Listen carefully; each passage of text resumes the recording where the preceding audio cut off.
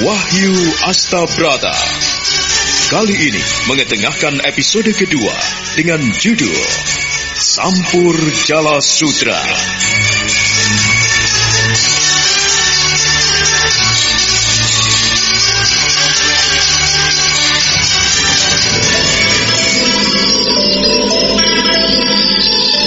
Sukmo senang sekali menerima pedang pusaka Kiai Pedang Kangkam dari kakeknya.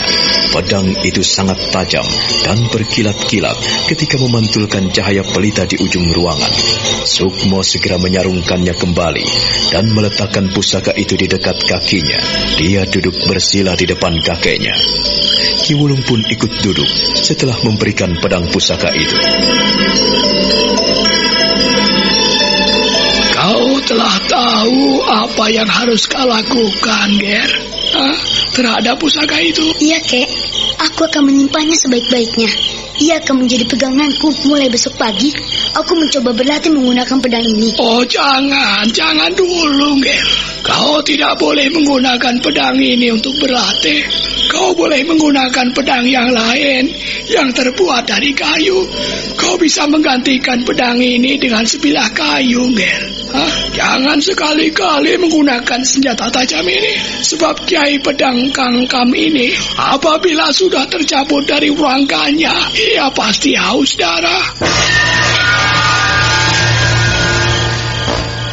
Jadi, aku tidak boleh mengeluarkan Kiai Pedang Kangkam ini, Kek? Iya, sebelum kau dapatkan jodohnya, pantang bagi kita mengeluarkan senjata itu, Ger. Kalau kau sudah mendapatkan Nyai Sampur Jala Sutra, nah, kau baru boleh memanfaatkan Kiai Pedang Kangkam ini, Ger. Karena kalau kau sudah memakai Sampur Jala Sutra yang berwujud selendang, maka kau akan bisa mengendalikan diri dengan baik. Sampur Jala Sutra dan Pedang Kangkam adalah sepasang senjata seperti suami dan istrinya. Jadi, Nyai Sampur Jala Sutra itu terletak di Gua Teratak, Kek. Mengapa tidak banyak orang yang tahu? Banyak, Ger. Banyak yang tahu. Tetapi tidak ada seorang pun yang cocok mengambil senjata pusaka itu. Nyai Sampur Jala Sutra harus kau ambil apabila kau sudah kuat. Bagaimana kalau aku pergi sekarang, Kek, ke Gua Teratak untuk mengambil pusaka itu? Ger, jangan gegabah. Jangan sembrono. Walaupun kau telah bergumul dengan hantu wedon, kau telah memiliki kekebalan terhadap senjata berpamor, tetapi belum saatnya kau mendapatkan pusaka itu. Kau jangan gegabah, Ger. Lalu, kapan aku mengambil pusaka itu, Kek? Karena aku telah memegang Kiai Pedang Kangkam ini, maka aku yakin pasti bisa mengambil Nyai Sampur Jala Sutra itu. Iya, tetapi bukan saat ini, Ger. Kau harus tahu, segala sesuatu ada waktunya. Segala sesuatu ada masanya. Demikian pula ketika kau akan mengambil pusaka itu. Kau perlu mencari waktu yang terbaik. Nah, sekarang tidurlah. Kau jangan pergi kemana-mana, ya, Ger. Nenekmu tidak akan bangun karena aci sirupmu. Kakek mengingatkan agar kau jangan sekali-kali bermain-main dengan aci sirup seperti ini, Ger. Sukmo segera pergi ke dalam kamarnya, menaruh pusaka Kiai Pedang Kangkam di bawah bantalnya. Di bawah bantal itu pun terdapat sebuah medali emas. Lencana yang diberikan Kanjeng Sultan Panembahan Nyokrawati itu disimpan dengan baik di balik bantalnya. Lalu dia berbaring dengan perlahan, tersenyum memandang langit-langit kamar yang hitam.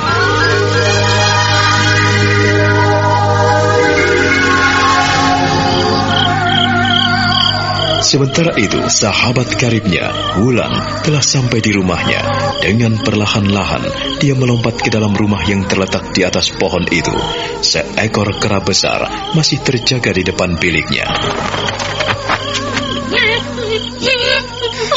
Kau belum tidur, Babon? Tidurlah, aku sudah datang. Ada apa, Babon? Kenapa kau tidak mau tidur? Kenapa, Babon? Kenapa kau tidak mau tidur? Kau jangan nakal, Babon.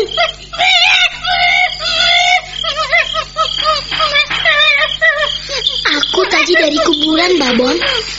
Aku telah melihat hantu wedon. Iya, hantu wedon itu seperti pocongan putih, setinggi manusia.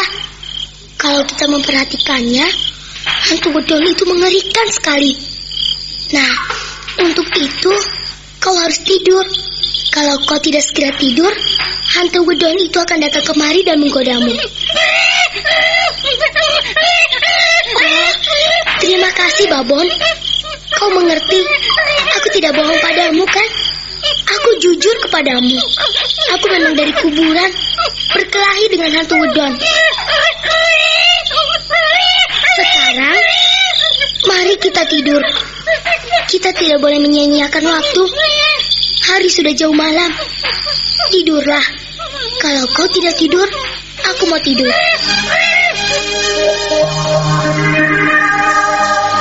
Wulan membaringkan tubuhnya di atas jerami yang dialasi tikar pandan yang dia buat sendiri.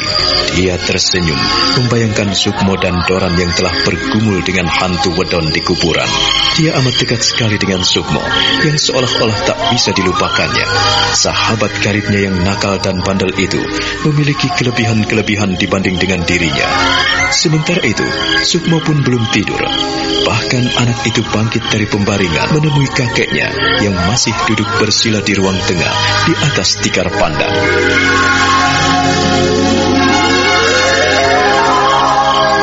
Mengapa kau tidak tidur, Sukmo? Apakah kau tidak lelah dan ngantuk? Aku penasaran, Kek. Rasanya ingin sekali segera pergi ke gua teratak itu. Aku ingin mengambil Nyai Sampurjala Sutra. Waktu kakek menerima berita itu, kakek ingin mencobanya, Ger. Tetapi kakek tidak kuat. Kakek tidak mampu menjadi Vrangka pedang kangkam itu. Ya, semoga saja kau bisa menjadi Vrangkanya. Kau ingin tahu, apa sebetulnya yang terletak di balik keampuhan Kiai Pedang Kangkam itu? Iya, Kek. Ketika aku berbaring, rasanya di balik bantalku bergerak-gerak. Kau taruh Kiai Pedang Kangkam di bawah bantalmu, Iya, Kek. Kau ini sembrono sekali. Apakah kepalamu tidak pening? Tidak, Kek. Rasanya seperti dipijiti. Kiai Pedang Kangkam nampaknya mau memijitiku. Wah, berarti kau cocok dengan pusaka itu, Ger. Kiai Pedang Kangkam itu memiliki jodoh, yaitu Nyai Sampurjala Sutra. Nyai Sampurjala Sutra itu dimiliki oleh seorang gadis cantik yang bernama Dewi Kesuma, Ger. Dewi Kesuma? Iya. Dewi Kesuma adalah putri sematawayang Ki Joyokusumo. Adalah seorang pendekar tampan yang gagah, sakti mandraguna. Ia mempunyai seorang istri jin. Dewi Jin itu dinikahinya hingga melahirkan Dewi Kesuma.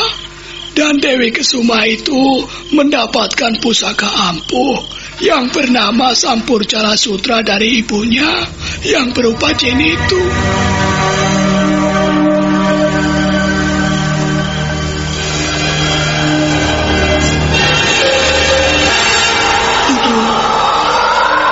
Kanjeng Ibu tidak pernah bersama-sama dengan Romo. Kalau Kanjeng Ibu selalu pergi, Kesuma selalu kesepian. Kesuma kan sudah gadis, ingin banyak bertanya tentang hal-hal yang berhubungan dengan perempuan. Romo tidak tahu, Kanjeng Ibu. Kau tidak perlu bertanya dengan siapapun masalah perempuan, karena dirimu sendiri adalah perempuan, Kesuma. Ibumu punya alam yang berbeda dengan alam Ramamu. Ramamu hidup di dunia ini, sedangkan ibumu tinggal di alam prayangan. Kau jangan menuntut pada ibumu, Ger.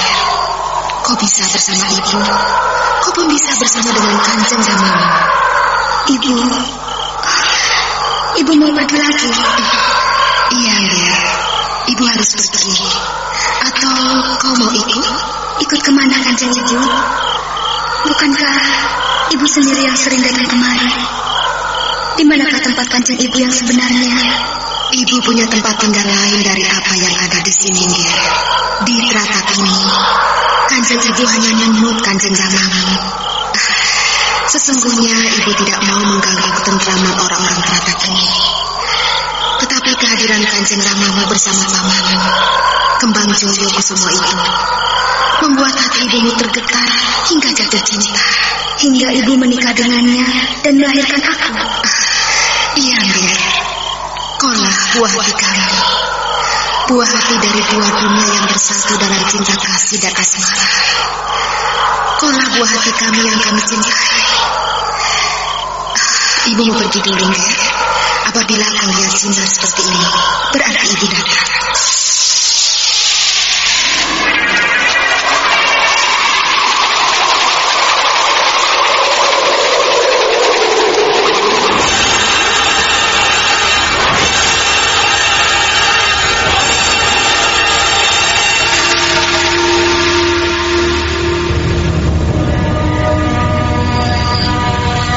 Jadi, Sampur Jala Sutra itu sesungguhnya adalah milik Dewi Jin. Iya, Nge. Sampur Jala Sutra itu milik Dewi Jin yang tinggal di Istana Prayangan. Kakek sendiri belum tahu di mana dan bagaimana letak istana ini. Tetapi yang jelas, pintu gerbang Istana Prayangan Dewi Jin itu ada di dalam Gua Teratak. Kakek pernah berusaha bersemadi di sana. Ya, kan tetapi kakek tidak berhasil, Nger.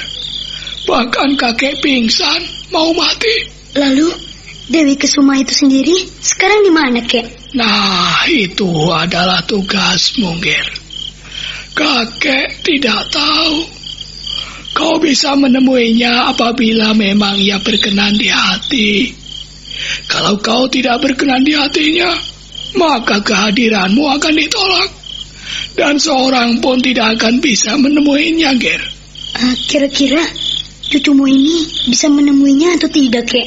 Ya, melihat gelagatmu, melihat sifat-sifatmu dan tekadmu. Wah, kakek percaya kau bisa menemui Dewi Kesuma. Kelak kau akan tahu siapa sebenarnya Dewi Kesuma itu, Nger. Ya, hanya itu yang kakek tahu, Nger. Kakek belum mengerti secara persis siapa dia. Hanya saja kakek tahu dia adalah yang memegang Sampur Jala Sutra sekarang ini. Mata Aji Sukmo berbinar-binar. Dia menanamkan segala apa yang diceritakan kakeknya dalam hatinya. Dia berjanji untuk mengambil Sampur Jala Sutra di Gua Teratak. Namun dia teringat akan dirinya yang masih kecil.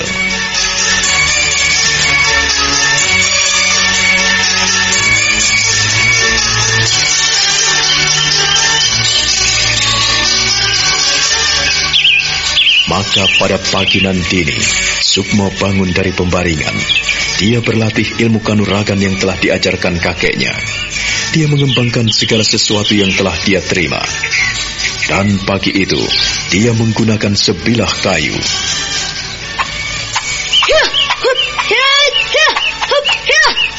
Kiai Pedang Kangkam ada di tanganku.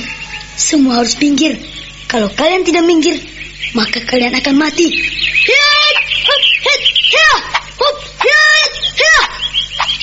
Teruskan, Ger. Teruskan. Ayo, lanjutkan latihanmu. Awas, jangan sampai kau salah. Jurus-jurus itu harus kau kuasai dengan baik. Iya, Kek. Nah, pegang yang mantap. Pegang gagang kayu itu dengan kedua tanganmu. Nanti lemparkan, tancapkan ke tanah, dan sambar dengan sekali lompatan, ya. Iya, Kek.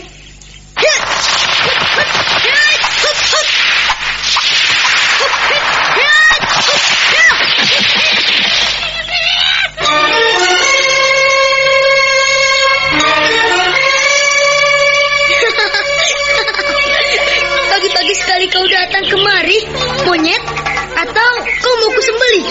Kek, lihatlah, ada monyet besar di sini. Kau mau daging monyet, Kek? Jangan, Ger. Jangan kau sentuh monyet itu. Hai monyet, latihan saja. Pergi kau. Minggirlah kau.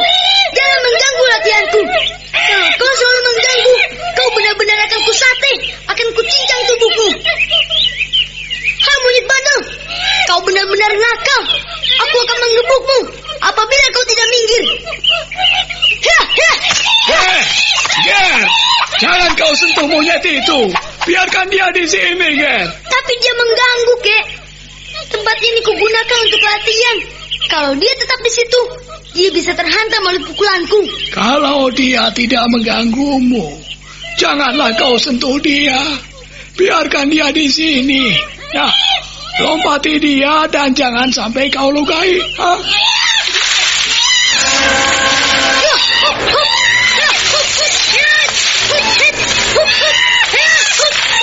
Monyet konyol.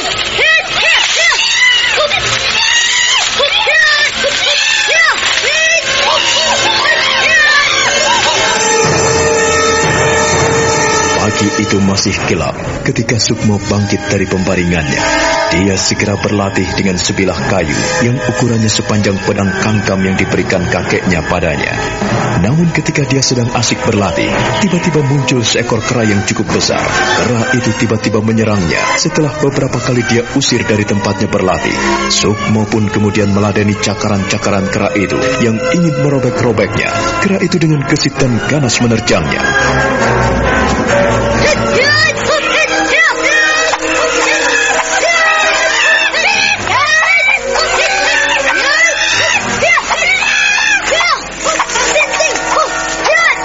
Dengan ganas sekali, Sukmo menyabetkan sebilah kayu yang ada di tangannya, tetapi sambarannya dapat dihindari monyet itu dengan lincah. Aneh sekali, kera itu seperti punya kekebalan. Apa yang disambarkan Sukmo ke tubuhnya ternyata tidak mempan. Ki Wuling yang memperhatikan pun menjadi heran, mengapa kera itu tiba-tiba ganas menyerang cucunya.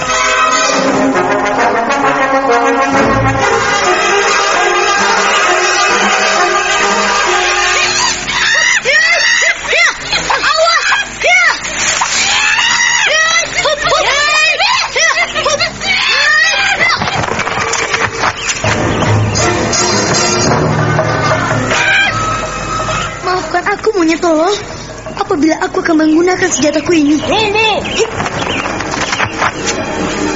Sukmo, jangan gunakan senjata itu, jangan.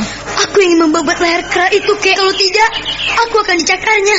Biarlah, aku ingin mencoba pedang kangkam ini, Kek. Ger, jangan.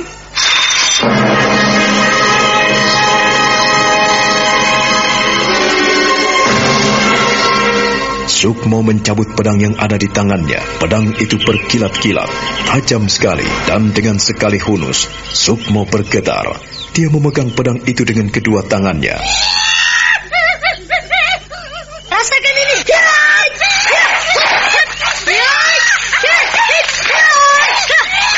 Rasakan ini.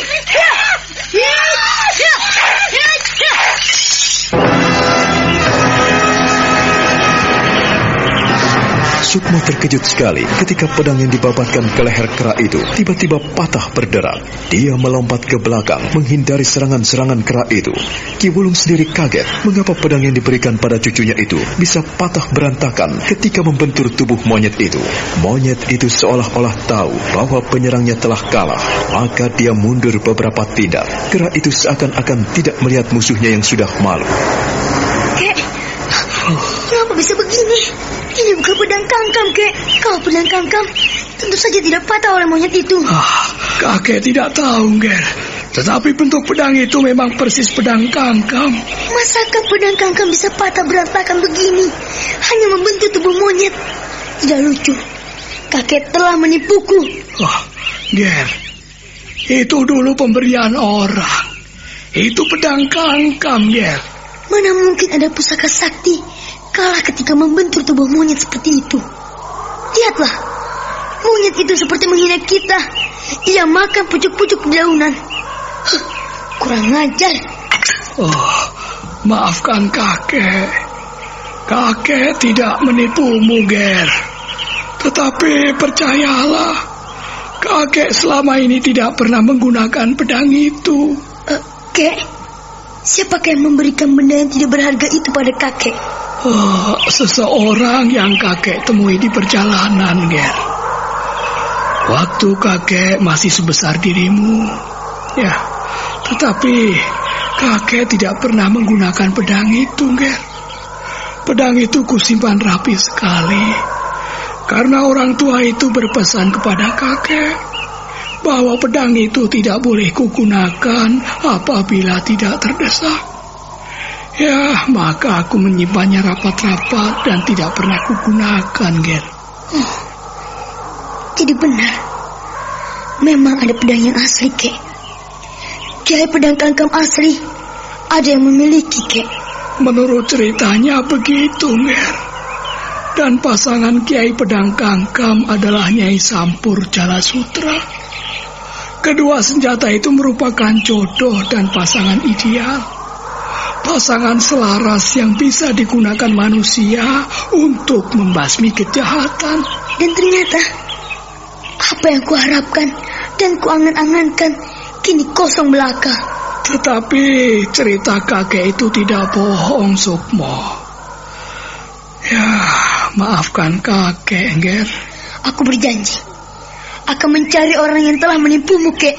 Kau sendiri tahu, Ger. Kakek ini bekerja sebagai dalang dan juru taman. Tidak pernah punya musuh, karena kakek selalu mengasihi sesama kakek. Kakek tidak mau main-main dengan senjata tajam, sebab senjata tajam dapat menumpahkan darah. Kakek tidak ingin menjadi orang yang menghalang-halangi niat dan cita-cita sesama kakek. Ya, sekarang apabila pedang itu patah berantakan seperti itu, ya, ada baiknya, Ger. Mungkin itu peringatan buat kita bahwa kita sebagai manusia tidak boleh sopo siro, sopo ingsun. Tidak boleh mentang-mentang karena kita memiliki senjata andalan, sehingga kita berbuat semena-mena terhadap makhluk Tuhan, Ger.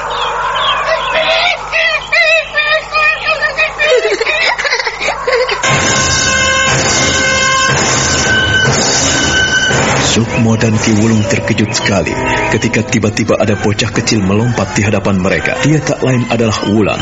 Gadis kecil itu mentertawakan Sukmo dan Ki Wulung yang menyesali patahnya pedang Kangkam palsu. Sementara Babon, kera besar itu, mendekati dirinya dengan sangat mesra.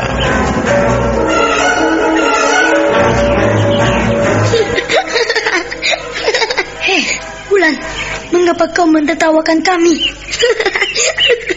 Kau bodoh sekali, Sukmo. Mengapa? Mengapa berkelahi dengan keraku? Kau menggunakan senjata. Binatang ini tidak berbahaya. Babon, kemarilah. Kau lihat sendiri, Sukmo. Keraku ini sangat jinak dan dia tidak pernah menyerang siapapun juga. Kalau orang itu berbuat jahat, maka ia akan berbuat jahat juga. Seperti kau misalnya, mau membunuhnya, dan akhirnya kau tahu, pedangmu tidak mempan menyentuh tubuhnya. Oh, jadi ia ingin membunuhmu, Babon? Tidak, dia itu sahabatku. Barangkali kau mengganggu ketentramannya sehingga kau mau dipukulnya, iya kan? Tidak. Jadi kau tidak mengganggunya? Sukmo, ada apa, Wulan?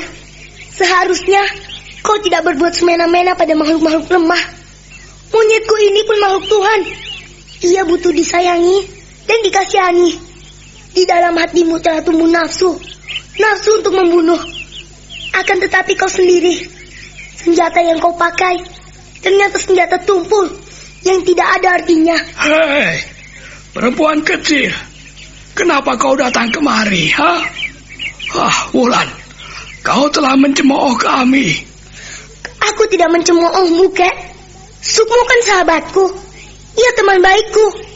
Apa salahnya aku berteman dengannya? Aku tidak memusuhinya. Aku tidak menghina, apalagi mencemoohnya.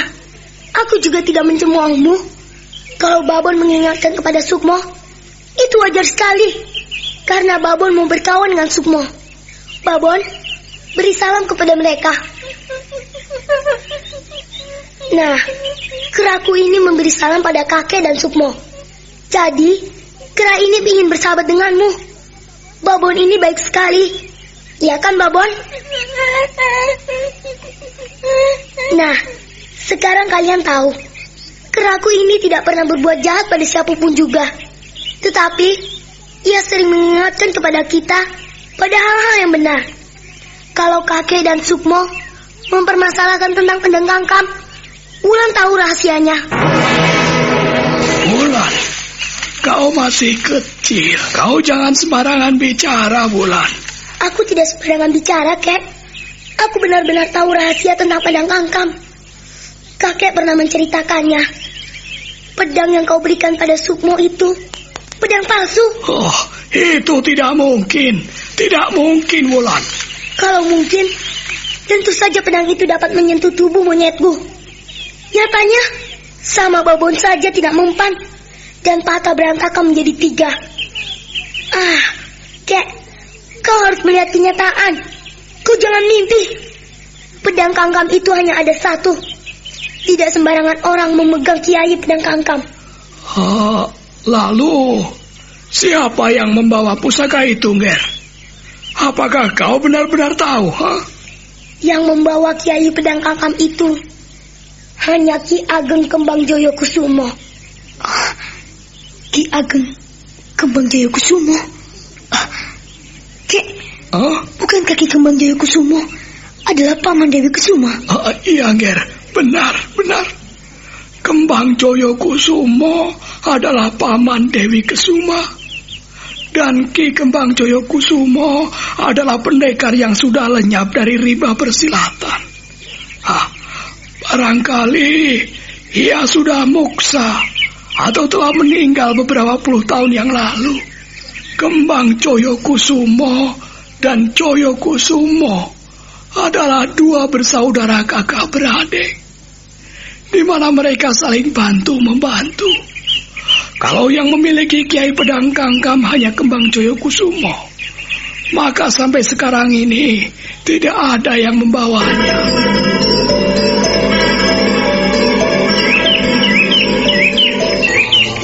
Kalau kau ingin tahu di mana tempatnya, lebih baik kita datang pada kakekku di Goa Tritip.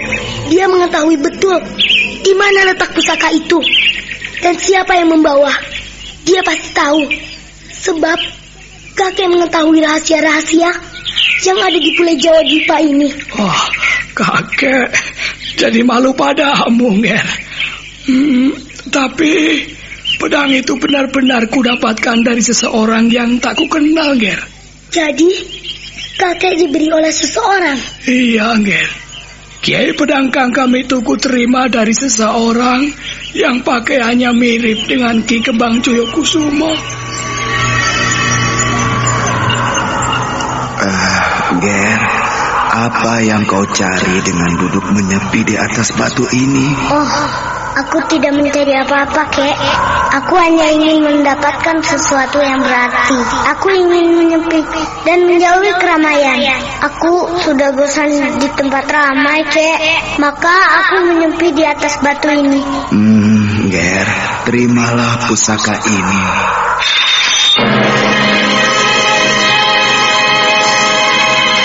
Simpanlah pusaka ini baik-baik, Nger.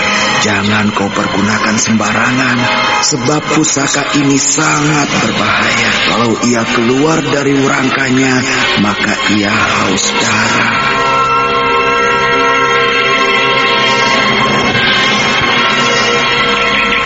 Jadi, kakek pernah menerima pedang Kangkam itu dari Kiai Kembang Joyokusumo? Iya, Nger. Waktu itu aku sebesar Sukmo menerima pusaka itu, Nger. Atau barangkali ada yang mencuri pusaka kakek. Barangkali ada orang mengambilnya dan menukar dengan sejenis senjata yang sepadan dengan Kiai pedang Kangkam. Dan pusaka kakek ditukar dengan pusaka yang palsu. Ya, bisa jadi seperti itu, Nger. Tetapi kakek tidak tahu kakek cukup lama menyimpan pusaka itu. Menurut kakek Gunuk, pusaka Kiai Pedang Kangkam selalu menjadi incaran dan rebutan para pendekar. Saya juga yakin, barangkali pusaka itu dicuri orang, Kek. Dalam hidup kakek tidak pernah merasa punya musuh, Nger. Ya, kakek tidak tahu apakah memang benar demikian apa yang kalian duga. Kakek tidak tahu, Nger. Kalau benar demikian, aku akan mencari pusaka-pusaka itu. Aku akan mencari orang yang pernah mencuri pusaka yang dimiliki kakek. Kalau benar yang memberi pusaka itu Kiai Kembang Joyokusumo, maka pusaka itu pasti menjadi incaran para pendekar pilih tanding. Kakekku dulu juga mengubur-ngubur senjata itu. Ia pernah memegangnya cukup lama. Ya, benar, Nger, benar. Kakekmu juga pernah membawa Kiai Pedang Kangkam. Kami pernah saling menunjukkan pusaka itu. Kiai Pedang Kangkam banyak yang memiliki, tetapi yang asli cuma satu. Nah, menurut kakek, ya yang kakek miliki itu, Nger. Sedangkan yang dipegang kakekmu adalah salinannya. Tetapi pamornya sama dengan yang kakek miliki. Karena kami adalah sahabat karib, kami pernah menyilangkan kedua senjata yang kami miliki. Dan dua-duanya sama-sama ampuh. Aku tidak tahu apakah kakekmu masih menyimpannya atau dibuangnya dan dikembalikan pada tempatnya semula. Di manakah letak Kiai Pedang Kangkam itu, Kek? Letaknya juga sama, Nger. Ia terletak di Gua Tratak. Jadi, semua pusaka-pusaka sakti itu terdapat di gua itu? Di Gua Tratak? Benar, Nger, benar. Wulan. Iya, Kek. Apakah kau juga pernah mendapat cerita dari kakekmu bahwa di Gua Tratak ini bermukim senjata-senjata ampuh? Iya, kakek memang pernah menyinggung-nyinggung hal itu. Kakek pernah mengatakan bahwa di Gua Tratak terdapat sebuah pedang sakti, yaitu Kiai Pedang Kangkam, dan sebuah selendang sakti, yaitu Nyai Sampur Jala Sutra.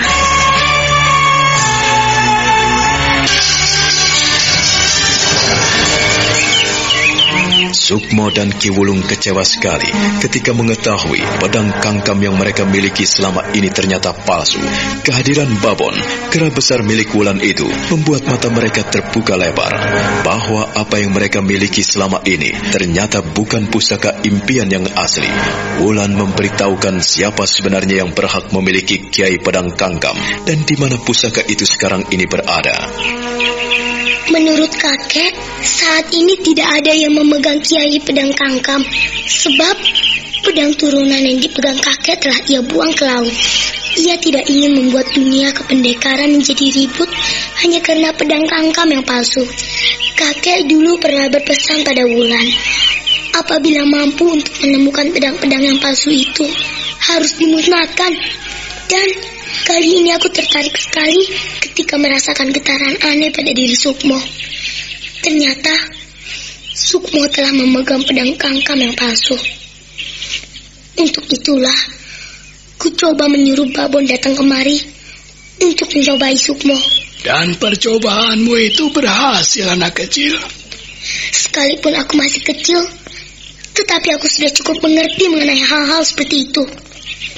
Aku ini cucu Ki Gunuk, jadi aku tahu apa yang harus kulakukan. Untuk apa menjadi orang tua apabila tidak bisa membedakan mana yang asli dan mana yang palsu? Wah, watakmu benar-benar seperti watak kakekmu, Wulan. Nampaknya kalian bisa cocok dalam berkawan dengan cucuku. Ya, kalian adalah tunas-tunas harapan. Kakek berharap kelak kalian bisa melanjutkan apa yang pernah kami cita-citakan. cita-cita kakek dan cita-cita Ki Gunung. Ya, semoga kalian bisa melanjutkan tali persahabatanku dengan Ki Gunung. Sukmo mewakiliku, dan kau Wulan mewakili Ki Gunung. Kalian mudah-mudahan bisa menjadi sahabat. Kalian tahu apa artinya sahabat? Sahabat adalah satu hati dan batin, Kek. Kita berteman apabila sudah sampai satu hati dan batin. Maka itulah yang disebut persahabatan. Mungkin seperti persahabatan kakek dan kakek Gunung. Weh, kau pintar sekali, Wulan. Kau pintar sekali. Ya, semoga persahabatan kalian abadi. Kakek sebagai orang tua hanya bisa mendoakan. Ger, cucu-cucuku, belajar di masa muda sangatlah perlu. Jangan patah semangat dan jangan putus asa. Dengan patahnya pedang Kangkam palsu yang kakek miliki ini, ya mudah-mudahan bisa menjadi pelajaran buat kalian berdua. Bahwa di dunia ini ternyata penuh dengan kepalsuan-kepalsuan. Banyak tipuan-tipuan yang mengelabui mata kita. Mata kita terbuka lebar, tetapi kita tidak bisa melihat apa-apa. Ya, kakek memang sudah rabun. Mata kakek menjadi awas karena kalian telah lahir dan meneruskan keperkasaan itu. Kemudahan dan keperkasaan orang-orang tua ada pada anak dan cucunya. Ada pada kalian. Saya berjanji akan melaksanakan apa yang kakek inginkan. Saya pun berjanji ingin mendapatkan apa yang pernah kakek impikan. Bapak dan ibu telah gagal melanjutkan apa yang diinginkan kakek. Maka aku akan melanjutkan cita-cita itu. Aku pun akan mencari kedua pusaka itu, Kiai Pedang Kangkam dan Nyai Sampurjala Sutra. Iya, aku harus bisa mendapatkannya. Dan apabila kalian telah menjadi pendekar-pendekar pilih tanding, maka kalian akan disegani oleh orang. Tetapi janganlah kalian sombong. Jangan sopo siro, sopo ingsun. Jadilah kau seperti padi yang makin berisi, ia makin merunduk. Janganlah kalian seperti bunga alang-alang yang mengikuti arah dan gerak angin, Ger. Ya, semoga kalian benar-benar menjadi orang-orang yang berguna. Saya berjanji, Kek. Saya berjanji untuk menjadi anak yang baik. Dan aku pun ingin menjadi orang yang baik. Aku ingin menumpas kejahatan. Kau ternyata juga tidak mau kalah, Babon. Kau ingin menjadi monyet yang baik.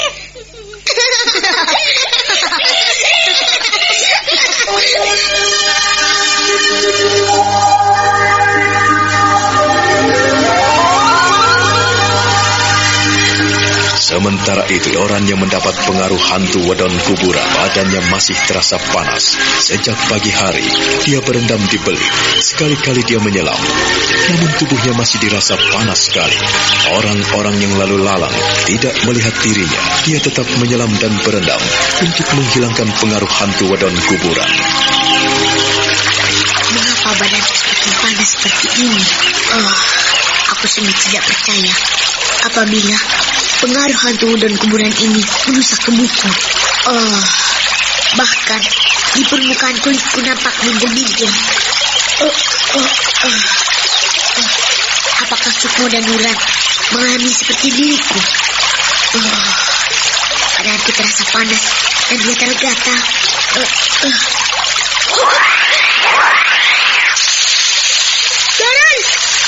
Doran! Hei! Kenapa kau? Marilah Sukmo, Wulan, lihatlah kemari. Kenapa tubuhmu, Doran? Entahlah, Wulan. Sejak aku pulang dari kuburan, badanku terasa panas dan tidak enak. kepalaku selalu pening. Dan lihatlah, di seluruh permukaan tubuhku muncul bintil-bintil merah. Kau nampaknya tidak tahan dengan hawa hantu kuburan itu. Kau tidak tawar dengan hantu dan kuburan, Doran. Sukmo, kau yang mengajakku. Apa yang harus kulakukan? Aku tidak tahu bagaimana untuk menangkal hantu dan kuburan. Kau tidak perlu mencari penangkalnya, Doran. Bertahanlah. Bukan sudah kukatakan kepadamu bahwa kau akan mengalami panas dan sakit. Tapi tenanglah, kau akan sembuh. Dan setelah kau sembuh, maka kau akan tahan terhadap pamor senjata tajam. Kau mendengar ucapanku, Doran? Tidak-tidaknya untuk saat ini aku belum percaya sepenuhnya sebelum aku sembuh, Sukmo. Memang kalau dikasih tahu, kau tidak pernah mendengarkan. Kalau kau mendengarkan aku dan mendengarkan nasihat Sukmo, tentu tidak sakit seperti ini, Doran. Semuanya sudah terjadi, Wulan. Aku tidak bisa menyesali. Percuma aku sesali, sebab tubuhku telah menjadi begini. Tubuhmu tidak hanya menjadi begitu, Doran, tetapi 3 hari yang akan datang, dalam tubuhmu itu akan terjadi panas yang luar biasa. Lalu di permukaan kulitmu akan muncul bintil-bintil nanah yang berbau busuk dan amis. Oh, Sukmo, kau jangan menakut-nakuti aku. Aku tidak menakut-nakutimu, tapi begitulah. Kalau orang ingin tawar dan tahan terhadap senjata tajam dan berpamor, maka dia harus menyatu dan menghirup udara gas yang keluar dari hantu dan kuburan. Kalau ia tidak tahan, akibatnya ya seperti yang kau alami. Kalian curang. Kau ternyata tetap sehat, Wulan, Sukmo. Karena kami telah berlatih dan kami tidak takut seperti kau. Orang yang takut, dia upahnya seperti dirimu, tidak tahan terhadap segala sesuatu. Ya, kalau kau tidak ingin menjadi anak yang berani dan sakti mandraguna, maka kau harus tahan terhadap hal-hal seperti itu. Dengan hantu kuburan, kau takut, apalagi menghadapi yang lain. Sebetulnya aku sudah tidak takut, Wulan. Tetapi aku memang mengalami nasib sial, tidak tahan terhadap hantu dan kuburan. Besok pagi aku akan pergi. Apakah kau ikut ke kuburan lagi? Iya, aku akan menyepi di kuburan Kiai Senggrong. Maka Doran hanya melotot. Dia masih berendam dalam air. Lalu perlahan dia melangkah dan keluar dari air sambil mengenakan pakaiannya yang dia letakkan di atas batu. Wulan memalingkan wajahnya ketika tahu sahabat karibnya telanjang bulat di depannya. Jadi, kau akan menyepi di kuburan Kiai Senggrong? Iya, aku ingin mendapatkan keheningan, Doran. Aku ingin melatih agar tidak terjadi sesuatu pada diriku. Kakek dan nenekku telah mengizinkan aku pergi kemana aku suka. Lebih-lebih apabila aku mencari hal-hal yang berarti. Wulan, kau ikut? Tidak, untuk apa ikut orang sinting? Aku tidak perlu menyepi, aku sudah mendapatkan keberanian. Aku tidak perlu menyepi, lebih-lebih menyepi bersama Sukmo. Tidak, aku bisa mencari ilmu sendiri. Aku punya cara sendiri untuk mencari ilmu. Kalau Wulan tidak ikut, Kau takut? Dasar penakut, dasar pengecut. Kau selalu takut, maunya rame-rame. Oh, gak lucu. Aku berani tidur sendiri di kuburan. Aku juga berani tidur sendiri di goa. Oh, kau laki-laki, aku perempuan. Laki-laki kau berjiwa kerdil. Untuk apa jadi laki-laki kalau jadi pengecut dan penakut? Lebih baik jadi perempuan, tetapi berani seperti aku.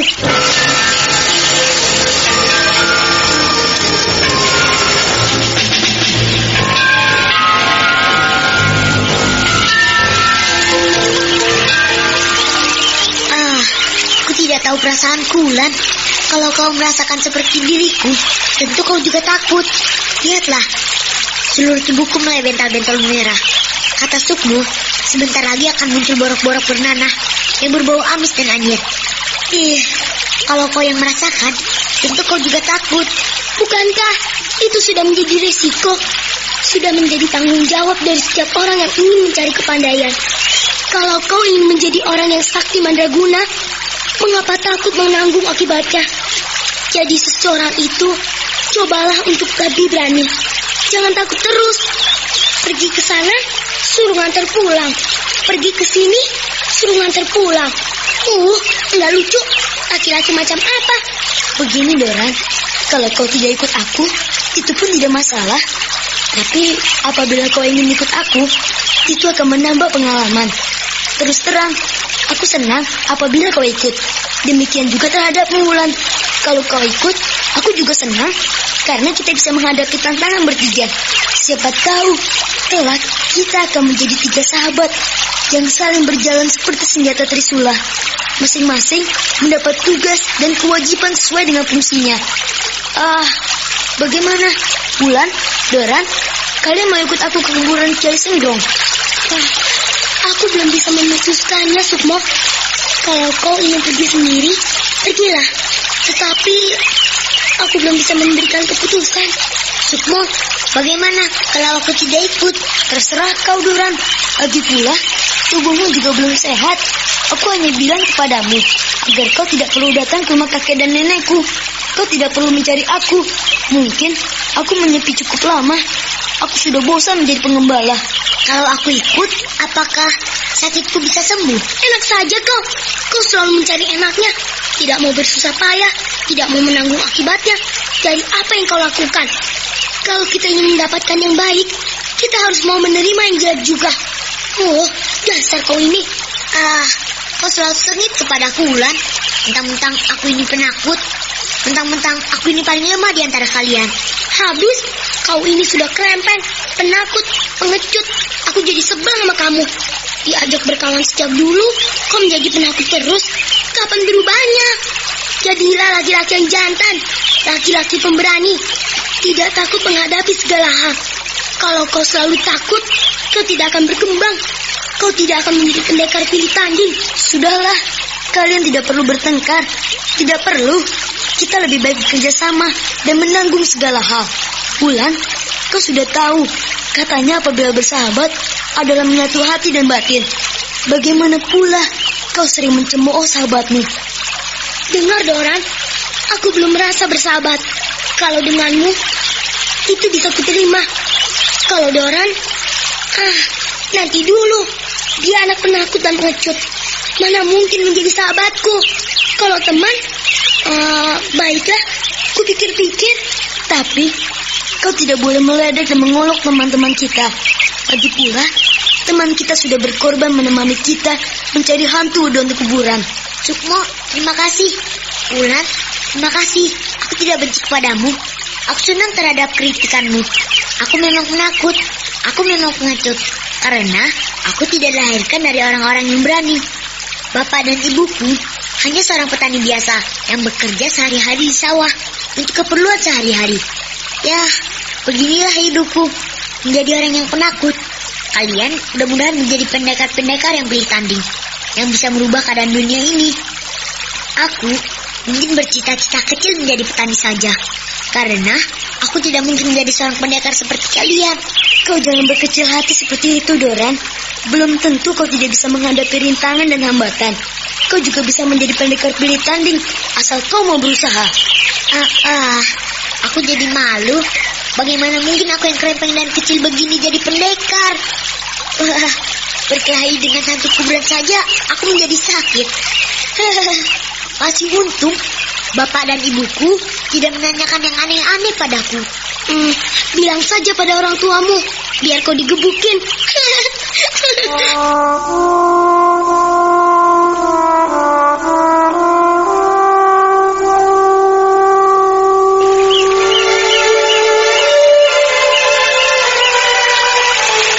Sukmo melompat di atas batu di sisi Wulan. Ia membusungkan dadanya sambil memandang cakrawala langit. Kedua tangannya mengepal dan meremas-remas tanpa memandang sahabatnya. Ia mendengus lalu kembali melompat tepat di sisi Wulan. Sementara Doran memandang mereka dengan beringas. Mengapa kalian akan meninggalkan aku? Mengapa kalian membelakangiku? Kalau kau ingin menjadi pendekar, melompatlah kemari, Doran. Kau tidak kasihan kepadaku, Wulan. Badanku terasa panas, kepalaku pening, dan seluruh permukaan kulitku terasa gatal-gatal. Lihatlah, semuanya menjadi bentol-bentol memerah. Hal itu wajar. bagi seseorang yang mau menjadi pendekar. Kau cekat sekali, Doran. Lompatlah kemari. Aku tidak bisa, Wulan. Aku tidak bisa.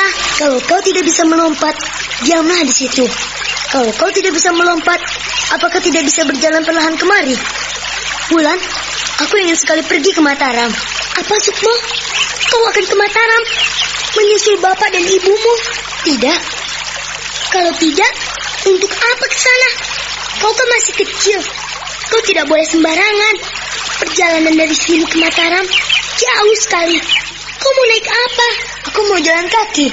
Sukmo, kau jangan main-main. Kau jangan sembarangan. Kau tidak boleh seperti itu. Kalau kau pergi ke Mataram, artinya kau tidak jadi pergi ke Goa Tritip. Kau tidak mau menemui kakekku lagi. Wulan, aku ingin sekali mengetahui seperti apa istana Mataram itu. Aku benar-benar ingin ke sana. Kau mau ke Mataram, Sukmo? Kenapa? Kau mau ikut? Kau ini bagaimana? Kau tadi mengajakku ke kuburan Senggrong, tetapi sekarang kau mau pergi ke Mataram. Mana yang bisa kau pegang?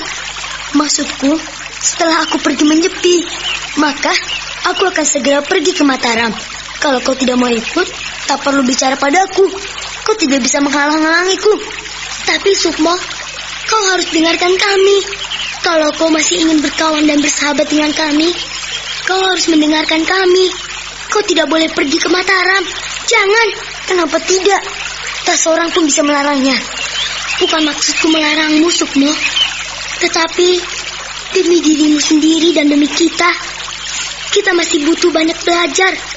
Kita ini apa? Kita ini siapa? Kita belum mampu berbuat apa-apa. Kau memukul monyet saja tidak mampu. Apa yang kau lakukan di Mataram? Menjadi jongos? Iya, kau mau disuruh ke sana kemari, gitu? Atau kau akan ikut bapak dan ibumu di sana? Katanya kau tidak mau menggantungkan diri pada mereka. Kau ini tidak lucu, Sukmo. Lalu kapan waktu yang tepat untuk pergi ke Mataram, Wulan? Kalau kau ingin pergi ke Mataram, tentu saja setelah kau berumur 17 tahun. Setelah kau menjadi pemuda yang besar dan perkasa, kau boleh pergi ke Mataram. Kau pikir aku pun tidak ingin pergi ke sana? Kau jangan bodoh. Kau jangan terlalu memikirkan diri sendiri, Sukmo. Kau tidak mau memikirkan kami. Lihatlah, Doran juga ingin berlatih seperti kita. Ingin menjadi seorang pendekar. Dia belum mampu berbuat apa-apa. Dia dengan Udon pun takut. Jadi, kita tidak boleh meninggalkannya seorang diri. Saat ini, dia sedang sakit. Kau tidak mau menolongnya. Kalau Sukmo mau pergi, biarkan saja Wulan. Dia kan sudah besar. Kau tidak tahu apa yang kupikirkan, Doran. Kau juga tidak tahu apa yang telah kupikirkan, Wulan. Bagaimana aku tahu kalau kau tidak mau mengatakannya kepada kami? Katakanlah kalau kau memikirkan sesuatu. Kalau kau tidak punya pemikiran yang lebih jauh, ya, tak perlu kau bicarakan pada kami. Untuk apa berkawan dan bersahabat kalau tidak mau saling terbuka? Wulan, aku jemu sekali. Kupikir tidak ada yang dapat kupelajari lagi di sini. Semuanya serba kuno. Kakek memberiku pedang palsu. Ceritanya pun kuragukan. Aku tidak percaya lagi pada kakekku. Aku juga tidak bisa menerima pemikiran-pemikiran nenek. Pemikiran mereka kuno. Selendang Joyokusumo, Kiai Pedang Kangkam. Apakah benar-benar ada? Kiai Pedang Kangkam. Kiai Pedang Kangkam saja sudah kalah dengan monyetmu. Aku tidak bisa menerima semua itu, Wulan. Tidak, Sukmo. Kau jangan melecehkan orang tua. Kakekmu benar. Nenekmu pun tidak salah. Apa yang diceritakannya kepadamu itu benar. Percayalah kepadaku. Dan aku tidak akan pernah percaya pada siapapun juga.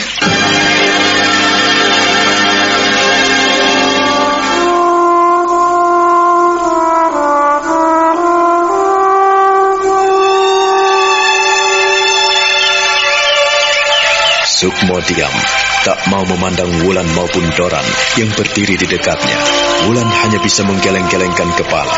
Lalu dia berjalan di depan Sukmo, melambai-lambaikan tangan kanannya tepat di depan mata Sukmo.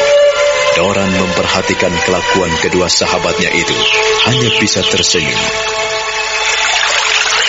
Kalau kau hendak pergi, pergilah sekarang juga, Sukmo. Untuk apa berpikir-pikir lagi? Kalau sudah kau pertimbangkan dengan mantap, pergilah. Sia-sia kau bersama kami, karena kami juga tidak bisa belajar apa-apa. Kami tidak bisa memberimu apa-apa. Sukmo, kau boleh pergi setelah bekalmu cukup. Barangkali kita bisa pergi bersama-sama kalau perbekalan kita mumpuni. Kalau kita belum bisa berbuat apa-apa, bahkan membuang ingus pun belum bersih, mana mungkin orang-orang Mataram bisa menerima kehadiran kita. Pikirkanlah, Sukmo, pikirkanlah. Omonganmu seperti nenek-nenek saja, Wulan. Aku menjadi heran kepadamu. Tentu saja, aku sebagai sahabatmu. Kata kakek, sahabat artinya satu hati dan satu batin. Kalau aku punya pemikiran begini, kau harus tahu. Kalau kau punya pemikiran begitu, aku pun harus tahu. Kita tidak boleh saling beda pendapat. Kita harus benar-benar satu hati dan satu batin. Kalau kita menghadapi tantangan, harus kita hadapi bersama. Kalau kita suka, harus kita suka bersama. Dan kau ingin menempuh sesuatu sendirian. Kau terlalu mementingkan dirimu sendiri. Kau terlalu mengandalkan perasaanmu, Sukmo. Jadi, kau menilaiku salah, Wulan? Ya, seandainya kau tidak bisa disalahkan, itu pun wajar. Karena kau punya hati dan pikiran sendiri. Hatimu bukan hatiku. Pikiranmu bukan pikiranku. Kau adalah kau. Aku adalah aku. Bukankah pemikiranmu begitu? Maafkan aku jika aku menyinggung perasaanmu. Kau marah, Sukmo? Aku sudah bosan. Untuk apa berlatih yang itu-itu saja? Bukankah kau sudah kebal terhadap pamor senjata tajam? Tinggal aku, Sukmo. Lihatlah aku. Aku yang tidak tahan menghadapi semua itu. Kalian yang mampu menghadapi hantu wedon itu. Akibatnya, aku menderita seperti ini. Dan kau mau pergi tanpa mau menolongku. Jadi, kau pun menuntut aku, Doran? Tidak. Untuk apa aku menuntutmu? Kau sudah punya pilihan sendiri. Biarlah penderitaan ini kutanggung sendiri. Biarlah sakit ini kurasakan sendiri. Kau jangan sedih, Doran. Jangan seperti itu. Kami pun memikirkanmu. Tenanglah. 1 atau 2 hari, luka-lukamu pasti akan sembuh. Dan kau bisa kebal terhadap hantu wedon di kuburan. Kau hanya menghiburku. Aku tidak menghiburmu, Doran. Kau tidak percaya lagi padaku. Aku tidak pernah menghiburmu hanya karena masalah-masalah yang sepele seperti itu. Kau adalah temanku. Kau adalah sahabatku. Kau sekarang sudah menjadi anak yang berani. Tidak pengecut lagi, bukan? Kalau kalian hendak pergi, pergilah. Aku mau pulang. Aku mau istirahat.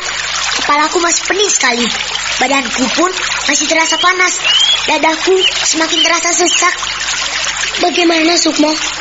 Kau tidak mau mengantarkan Doran? Biar dia pulang sendiri. Aku mau ke kuburan Senggrong. Aku mau menyepi ke sana. Setelah itu, mungkin kita berpisah, Wulan.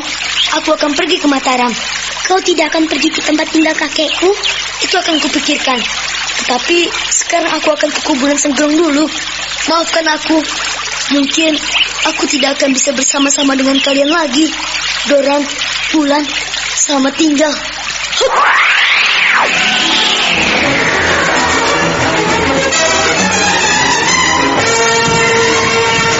Dalam sekali lompatan, tubuh Sukmo segera lenyap ditelan semak belukar dan hutan. Bocah bandel itu telah melesat lenyap. Wulan dan Doran hanya bisa saling pandang. Ada sesuatu yang aneh yang mereka rasakan. Lebih-lebih pada Doran yang belum menguasai ilmu silat.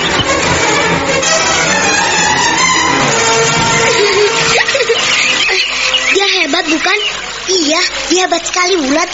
Aku kagum pada Sukmo. Dia benar-benar amat lincah. Aku tidak menyangka apabila dia bisa melompat begitu cepat dan lenyap dari pandanganku. Sudah wajar. Dia sudah memiliki banyak hal yang diajarkan bapak dan ibunya, serta kakek dan neneknya. Apakah kau juga bisa seperti itu, Wulan? Tidak, aku tidak bisa seperti dia. Dia jauh lebih berpengalaman daripada aku. Aku ini seorang perempuan.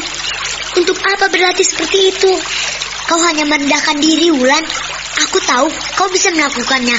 Tetapi kau hanya menyenangkan hatiku saja, agar aku merasa punya teman yang senasib dan seperjuangan.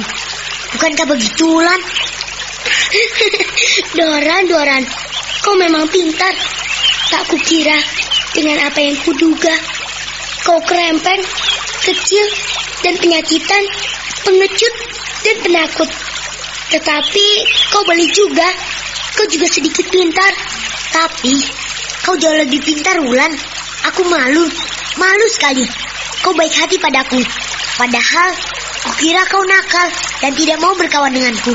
Lebih-lebih saat kau pukul aku. Maafkan aku. Aku sudah lama memaafkannya. Bahkan aku ingin banyak belajar kepadamu, Wulan. Kau benar-benar berminat untuk latihan silat? Iya, aku akan berlatih padamu, Wulan. Mulai kapan? Mulai hari ini. Mulai hari ini? Bukankah tubuhmu masih sakit? Melihat semangatmu, aku menjadi tidak sakit lagi, Wulan. Kubuang jauh-jauh rasa sakit itu. Rasa panas dan tidak enak badan ingin kubuang jauh-jauh. Aku senang sekali berkawan denganmu. Kau ternyata baik sekali, Wulan.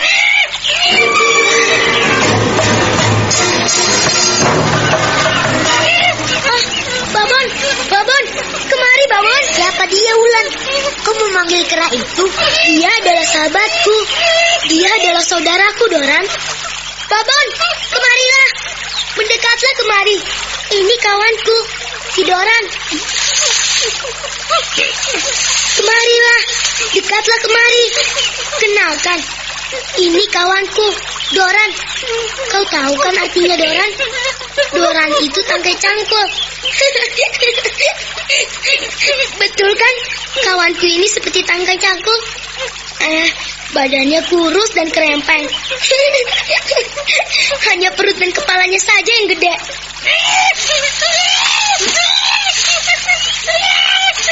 Mengapa kau mengejekku di depan monyetmu, Wulan? Kau sudah tahu kalau aku kerempeng dan jelek. Kau jangan menghinaku terus. Aku hanya bergurau, Doran. Kau marah? Tapi tidak enak. Kau lebih menyanjung monyetmu daripada aku. Maafkan aku, Doran. Aku menyinggung perasaanmu. Kau tahu artinya, Doran? Dia bilang kau memang kerempeng seperti tangkai cangkul. Dia tidak menghinamu, tetapi mengucapkan salam. Salam untuk Doran yang seperti tangkai cangkul. Salam monyetmu tidak kuterima. Kau sakit hati pada monyetku, Doran? Kau tahu artinya, Doran? Dia bilang kau ini pengecut, cengeng, dan penakut. Dikenakan pada seekor monyet saja sudah merengek ingin menangis. Kau mau dikatakan begitu, Doran? Tidak monyet, tidak orangnya, sama saja. Suka menghina dan mengejek orang. Kau sia-sia sekali padaku, Wulan. Begitu saja kau ingin menangis. Jangan marah, Doran.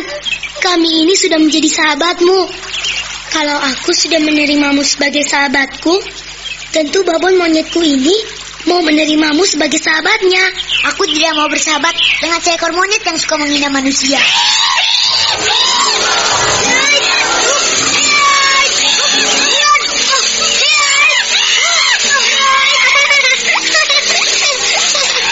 Doran, kau ini lucu sekali. Kau jangan lari. Tenanglah. Dia ingin memberi salam untukku. Mengapa kau lari?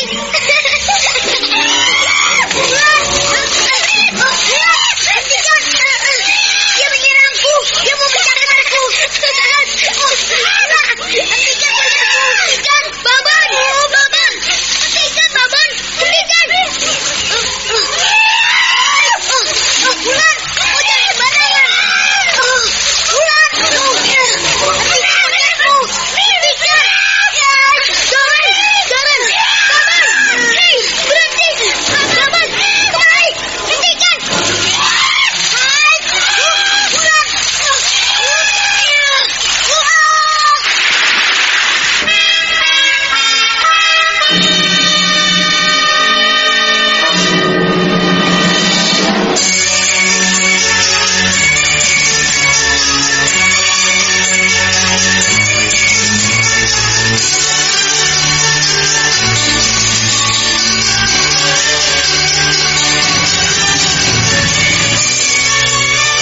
tidak bisa menahan diri. Dia melompat mundur dan akhirnya terpelanting ke dalam sungai. Tubuhnya meronta-ronta. Dia berusaha berenang dan menyelam. Karena monyet si babon milik Wulan itu terus mengejarnya. Monyet itu tidak takut air. Bahkan monyet itu mencebur dan mengejarnya. Nah, apa yang akan terjadi terhadap Doran? Saudara pendengar, silakan menunggu seri berikutnya dalam serial Wahyu Astabrata ini. Sampai jumpa.